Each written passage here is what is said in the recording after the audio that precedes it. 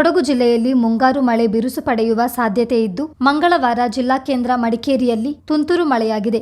ಜಿಲ್ಲೆಯ ವಿವಿಧೆಡೆ ಮೋಡ ಕವಿದ ವಾತಾವರಣದೊಂದಿಗೆ ಜಿಟಿಜಿಟಿ ಮಳೆಯಾಗಿದೆ. ತೀವ್ರ ಗಾಳಿ ಸಹಿತ ಭಾರೀ ಮಳೆಯಾಗುವ ಸಾಧ್ಯತೆ ಇರುವುದಾಗಿ ಹವಾಮಾನ ಇಲಾಖೆ ಮುನ್ಸೂಚನೆ ನೀಡಿದ್ದು, ಜೂನ್ 10ರ ಬೆಳಗ್ಗೆ 8:30 ಗಂಟೆಯವರೆಗೆ ಜಿಲ್ಲೆಯಲ್ಲಿ ಆರೆಂಜ್ ಅಲರ್ಟ್ ಘೋಷಿಸಲಾಗಿದೆ.